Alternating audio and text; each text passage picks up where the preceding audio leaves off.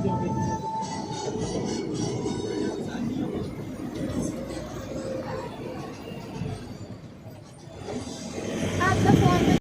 Welcome to Ladakh reason लिखा आ गया है। लेह और लद्दाख एक ही बातें हैं, लेकिन यहाँ पे स्पेशली लद्दाख रीजन लिखा आया है।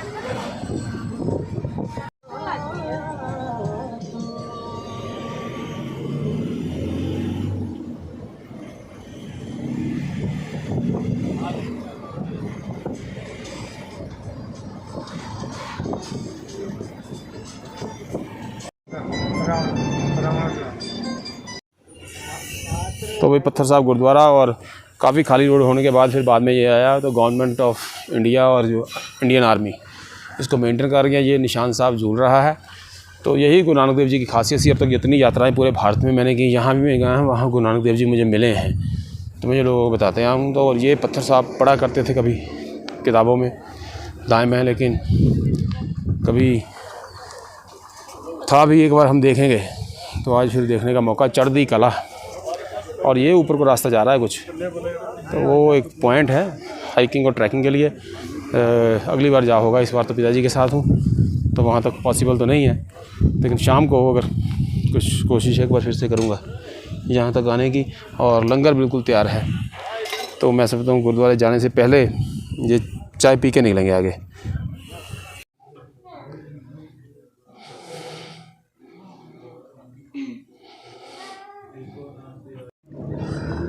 तो विश्व विख्यात गुरुद्वारा पत्थर साहब, और ज़रूर पूर्वजों का कोई आशीर्वाद रहा होगा कि मुझे यहाँ जाने का मौका मिला।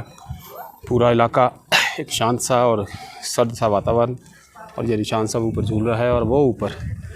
तो कहानी कुछ इस ढंग से है कि जब गुरु नानक देव जी अपनी उदासियों के सिलसिले में इस और उनका आना हुआ, और कण कण में, जैसे हम कहते हैं कण कण में शंकर, तो वही गुरु नानक देव जी के साथ है। तो मैं यहाँ भी पूरे भारतवर्ष में घूमा हूँ, तो मुझे कहीं ना कहीं गुरु नानक देव जी के जो पद चिन्ह हैं वो मिलते रहे हैं। तो ये वो बचपन में बड़ा पढ़ा करते थे, ब्लैक एंड वाइट में कभी देखा भी करते थे, तो सोचा ज़रूर था कि कभी जाएंगे, लेकिन भगवान ने आज सिर पर सीधे हाथ रख दिया। और कहानी यहाँ वही आके राक्षस की कि 15वीं शताब्दी के करीब मैं पढ़ रहा था, कोई राक्षस था इस एरिया में, तंग कर रहा था आम जनता को।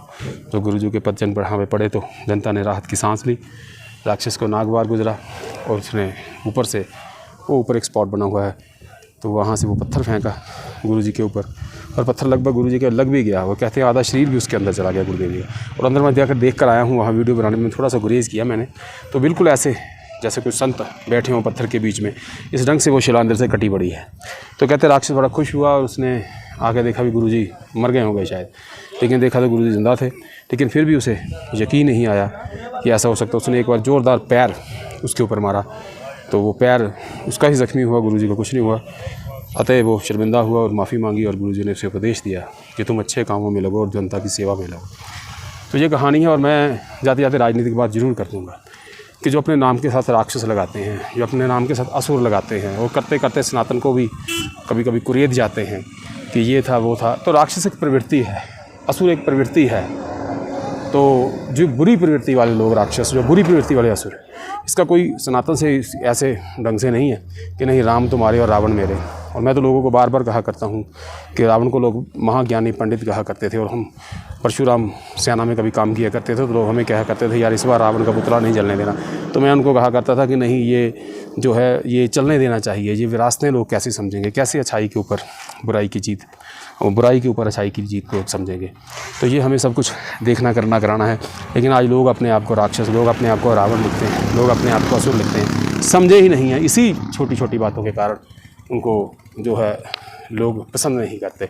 तो यहाँ फिर 15वीं शताब्दी में कथा असुर राक्षस की, और यहाँ गुरु जी की, और कलयुग तक वही शब्द, वही चीज़ निर्णय लिया गया है, असुर प्रवृत्ति, राक्षस प्रवृत्ति, और उसको अंत में ठीक करके दुनिया की सेवा में लगा देना।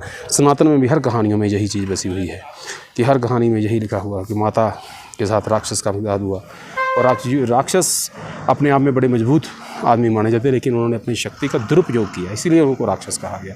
फिर बाद में आके उसको जब माता के साथ भी साक्षात्कार हुआ, इसी शिव के साथ किसी का साक्षात्कार हुआ तो वो अच्छे कामों में लग गया।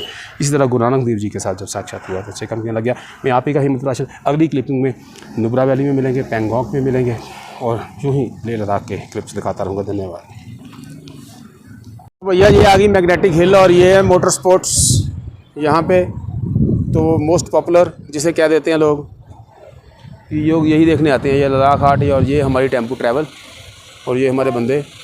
और वाह ये सीनेटिक नज़ारा।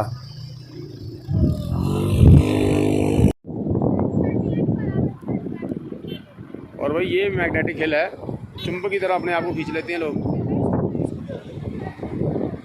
ये लिखा हुआ मैग्नेटिक हिल, दिस वन।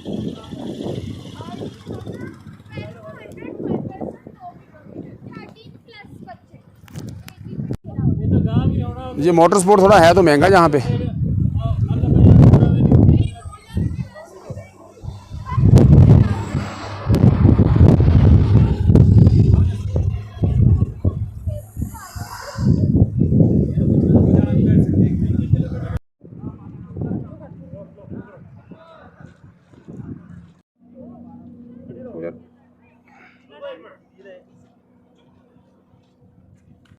आहो बंद करना।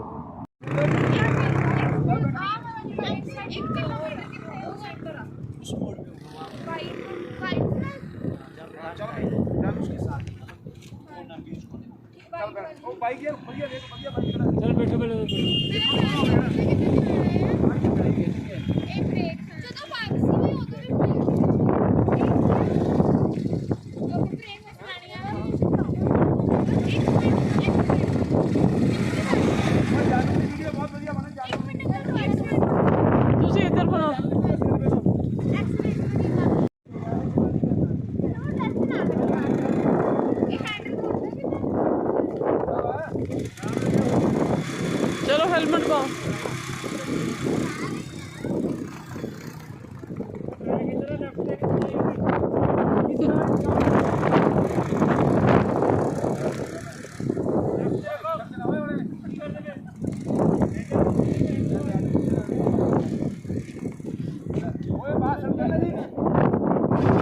तुसी पीछे ही चले, उन्होंने रोक लियो।